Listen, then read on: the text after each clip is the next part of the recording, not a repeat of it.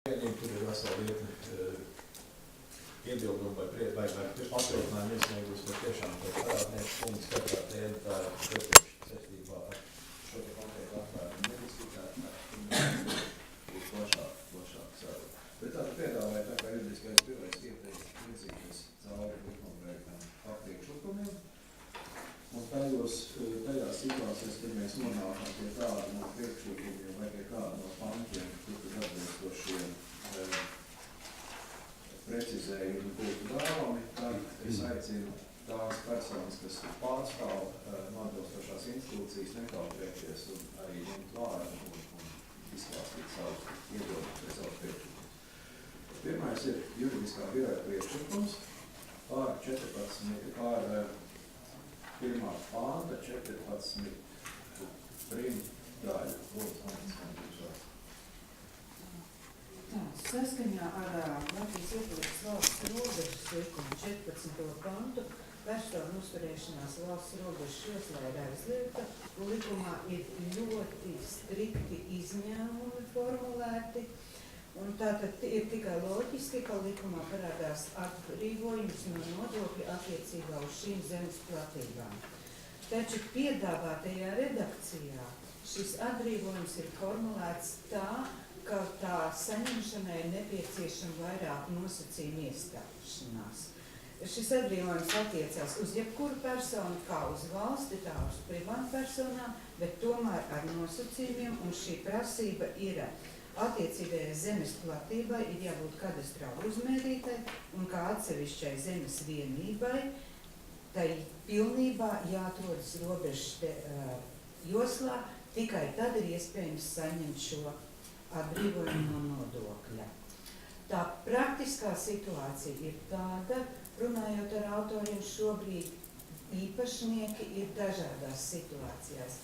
Ir veikta šī kadastrālā uzmērīšana, ir atsevišķi nodalītas zemes joslas, taču ir situācijas, kad tā nav izdalīta kadastrā kā atsevišķa zemes vienība, bet arī šiem īpašniekiem tāpatās attiecas šis likumā noteiktais aizliegums, viņi nevar šai zemes joslā uzturēties. Tāpēc mēs piedāvājam formulēt šo atbrīvojumu tā, lai tas attiektos uz jebkuru situāciju.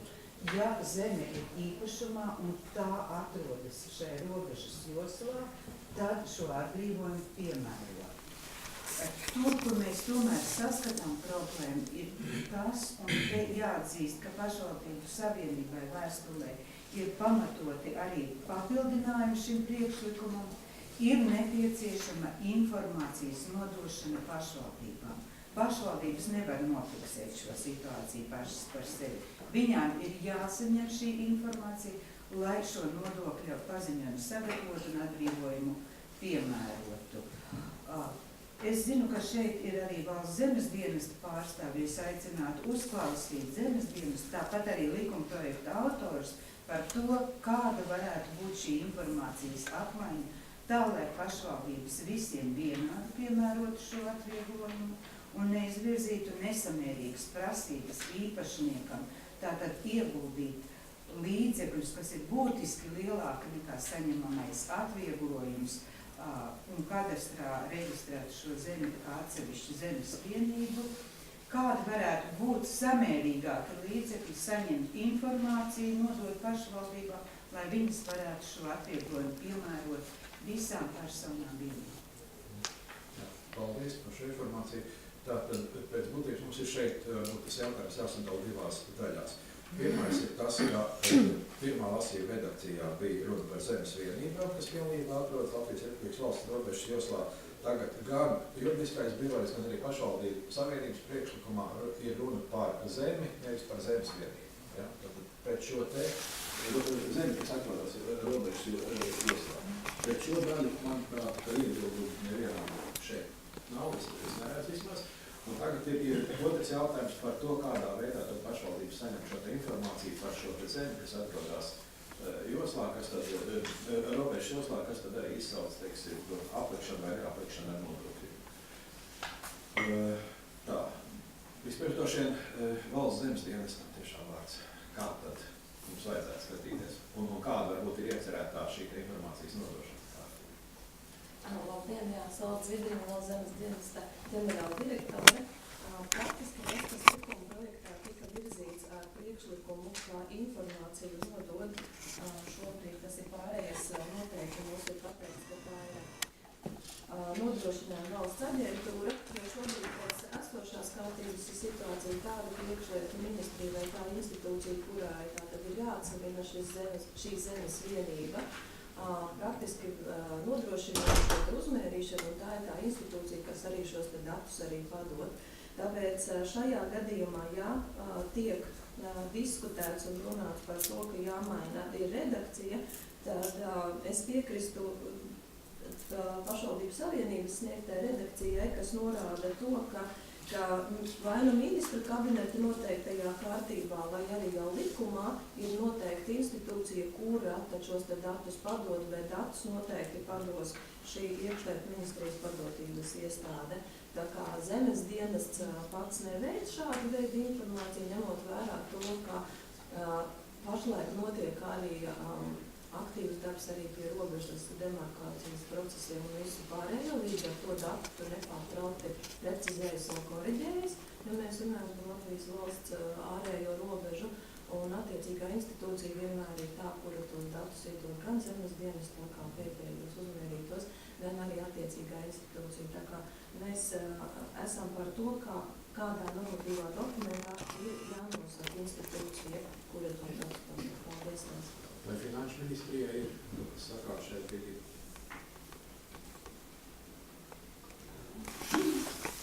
Tas jautājums, kā tas tiek administrēts, Finanšu ministrija šeit procesu nav ietekmēt. Bet tā tad jūs neiebilstiet, ka tā varētu būt šī nodrošinājuma valsts aģentūra, kura sniedz nepieciešamo informāciju pašvaldību?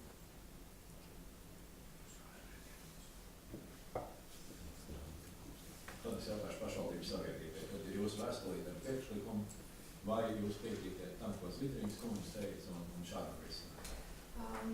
Ja ir iespējams jau likumā noteikt šo aģentūru jau ļoti konkrēti, tad būtu vēl labāk. Katrā gadījumā tas, ko es gribētu uzsvērt, tātad šī robežas josla, vismaz cik es esmu sapratusi no iekšlietu ministrijas kolēģiem, tātad viņai pēc būtības jābūt valsts īpašumā. Tātad, tas ir tā.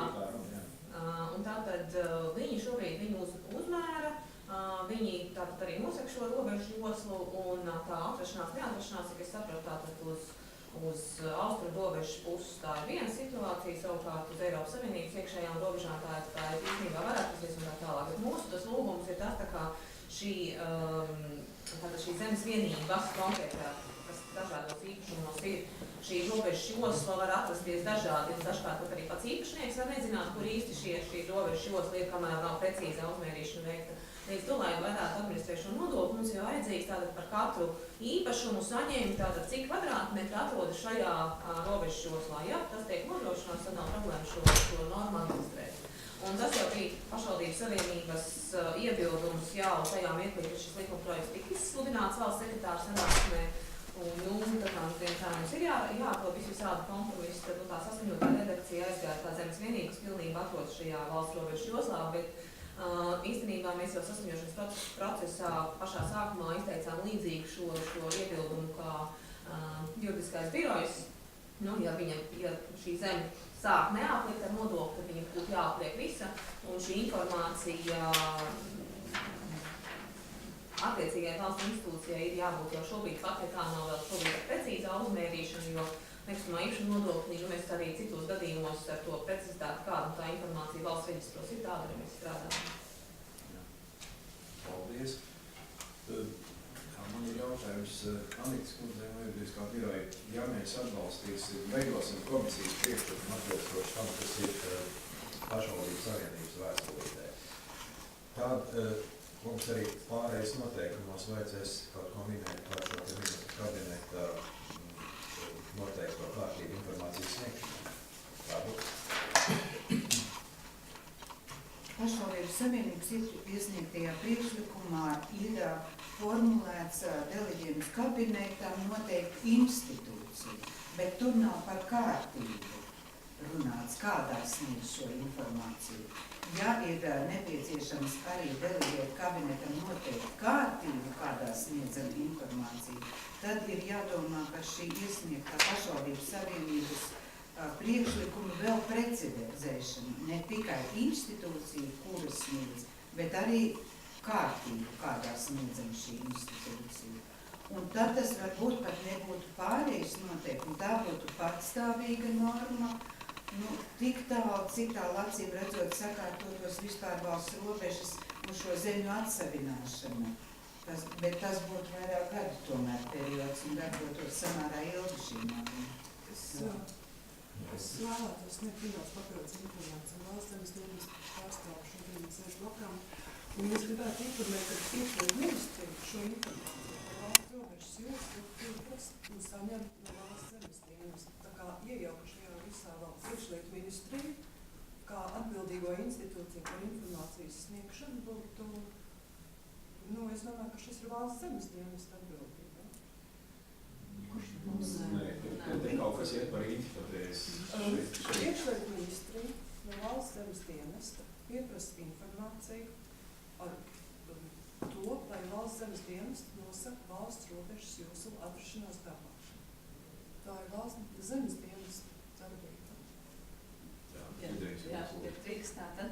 Praktiski kadastrā informācijas sistēmā un kadastra kartē ir informācija ievietot, protams, pamatoties uz tiem datiem, ko ir iesniegusi aizsardzības ministrijā, tātad par to, kur šobrīd tātad nosacīti iet šī te robeža vai arī citu robežu josla, bet katrus konkrētos gadījumus par to, ja vajag atsevināt zemi, to dara katra attiecīgā institūcija. Tas, ka zemes dienestam ir pilnīgāka informācija par Latvijas valsts situāciju ar zemi, ar nekustamo īpašumu, tas, ka mēs šo informāciju iedodam, kāda šobrīd viņa ir pieejama, bet atbildība viennozīmīgi ir tā institūcija, kura veic šo te atsevināšanas procesu atbilstoši normatīviem aktiem. Tā kā, piemēram, ja iet runa par ceļiem, tā ir satiksmes ministrija, ja mēs runājam par robežu, tad šobrīd iekšlietu ministrija veic šo te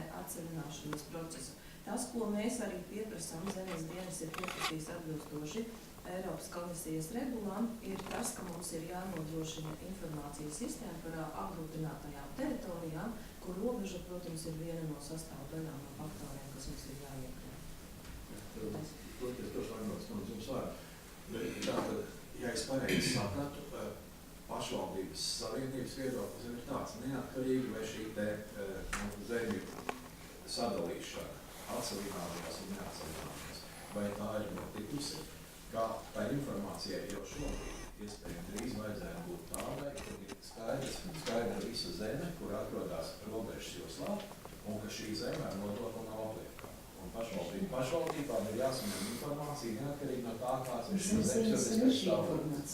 Tikai tad, kad iesniedz šos te uzmērīšanas datus. Nē, pirms taču aizsardzības ministrija iesniegs. Tā ir tikai tā, cik daudz drīkst stāstīt informāciju, ko šobrīd ministrija veic par robežas demarkācijas procesu. Šobrīd daudzas lietas tiek pārmērītas, noteiktas un fiksētas.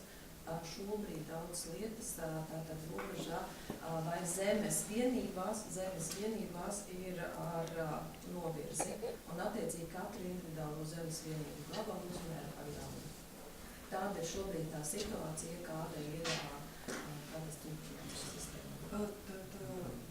Demarkācija ir notikusi iekšējā robežu demarkācija. Tātad robeža ar Igauniju, robeža ar Lietuvu, kas ir iekšējā Eiropas robeža, ir noteikta. Un šobrīd šī informācija par konkrētu robežu joslas izmēru atrašanās vietu ir valsts zemes dienestam.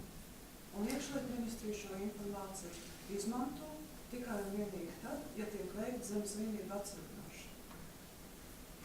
Tātad, ja mēs runājam par zemi kā tādu, pirms atsevināšanas, tātad jebkuram īpašniekam, tad šī informācija nav iekšlietu ministrijai, šī informācija ir valsts zemes dienestam. Un tad praktiski tā, tad, kad mēs esam šo informācijas sistēmā informāciju iekļūši, tad atbilstoši likumu uz katra gada 1. datumu, 1. janvāri, visa informācija tiek padota attiecīgi pašvaldībām.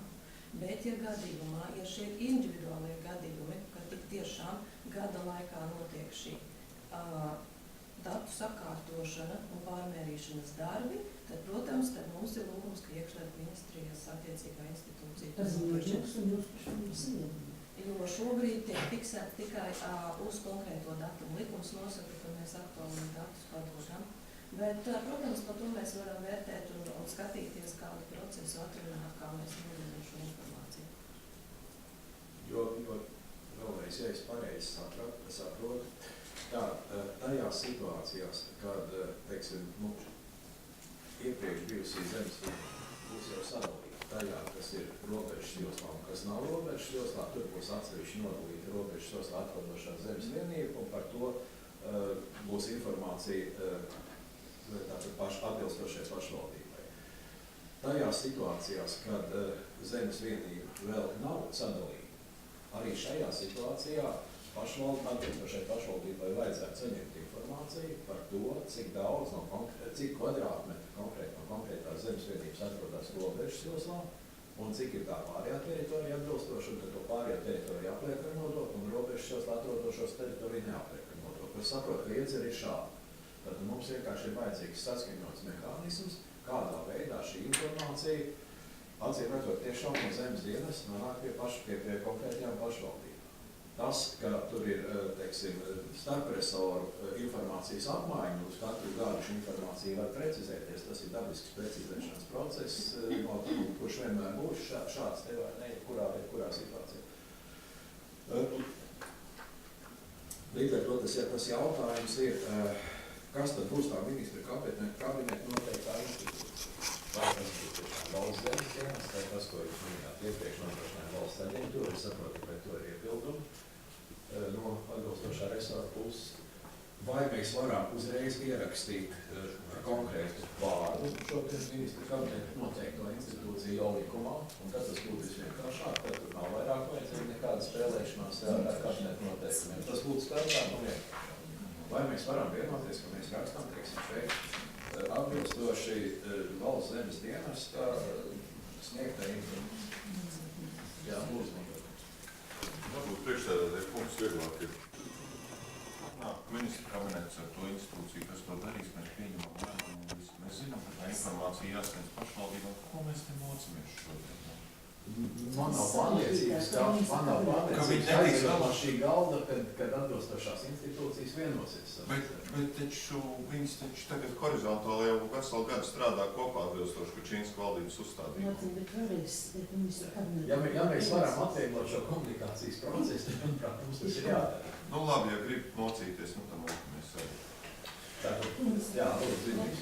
Vai mums piekrīties, ka mēs rakstām uzreiz priekšā valsts zemes? Nē, man ir lūgums tomēr tad atstāt deleģējumu ministru kabinetam, jo tad mēs varētu atrunāt kārtību un procedūru, kas nodod informāciju, kurā brīdī. Tad mēs aicinām, jo zemes dienests jebkurā gadījumā varēs nodot tikai tādu informāciju, kad būs iesniegta. Mēs nevarēsim iesniegt pirms tam priekšlaicīgi vai kaut kādu tur. Tā kā, ja var, tad mēs labprāt atrunāt arī procedūru kārtību, kā mēs nodrošinām. Man ir jākļūst dusmīgi, tāpat kā kādreiz es citām un tādu dusmīgi. Mēs gribam visu, ko ierobežot, visu, ko noteikt, centimetrus mērīt un kārtīgi noteikti. Tas ir pilnīgi satvainojos deputātiem, un tas vienkārši kaitina, cik daudz mēs liekam ierobežojumus. Tagad šeit institūcijas, jūs nevarat vienoties, jums vajag kārtību, kā nodot, lai Saima vēl pasaka kārtību, kā divas institūcijas nodot. Tas ir vienkārši smieklīgs, atvainojos deputāti, atvainojos lietotājiem. Bet šobrīd man šķiet, mēs aizējām zināt. Mēs katrus centimetrus un es nu pat biju laukos, iedomāties, ko mēs sakām. Mēs sakām, cik centimetru tur vajag grāmatplauktam bibliotekā, nu smieklīgi aizēj. Es atvainojos priekšsēdētāju kungs, bet tiešām Bet tad ir ja drīkst, tad ir priekšlikums, ka mēs tad ierakstām, ja to dara zemes dienas, tad noteiktu termiņu, kurā mēs saņemam informāciju no aģentūras un kad mēs nododam tālāk attiecīgi pašvaldībām, tad būtu lūgums ar juridisko biroju tad ieformulēt ar termiņiem, lai mums būtu tad atskaites punkts, no kura brīža, kad mēs esam to datu saņēmuši. Bet šobrīd, tas... 7 no rīta un 9.